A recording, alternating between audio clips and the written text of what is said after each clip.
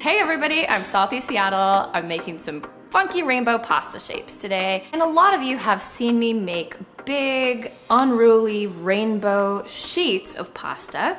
We haven't really drilled down and focused on cutting all of the different shapes. So today I, based on viewer feedback, wanted to kind of give you guys a brief overview of a bunch of shapes. We're making farfalle, annolini, fettuccine, garganelli, and pappardelle. I really want people to think about what they need and what they don't need, how often you're going to be doing this, and if there's something that you have at home that you could reappropriate. So say instead of using this handy dandy cutter to make the annolini, could you use maybe a cookie cutter or make it in a different shape, maybe a heart-shaped cutter or something else for that you don't have to go out and necessarily buy this very specific pasta tool. But it's really nice to have these brass pasta tools because the metal does have a certain weight to it. So when you're pressing it through the pasta dough, it makes really nice, clean, even cuts. And you can see that when you have two pieces that you're pressing together, it also does that little bit of a pinch so that they stay closed.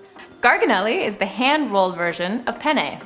All you need to shape it is a short dowel or a clean pencil, and you can use one of these fancy pasta boards, or you don't even have to put ridges on it if you don't want.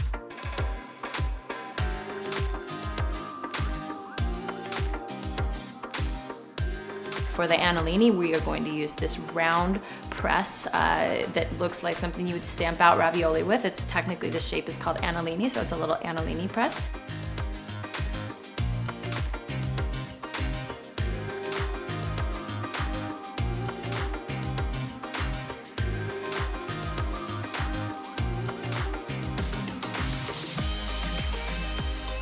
And then the farfalle is something that you just need the pasta cutter wheel with.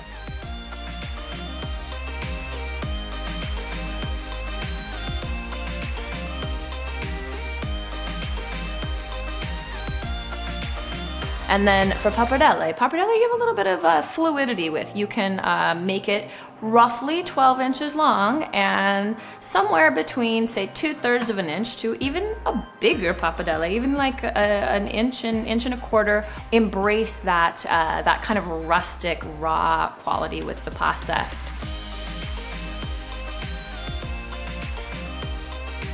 So these are just some really fun shapes to give you guys some great ideas, and I'd love to just continue this series of making different pasta shapes.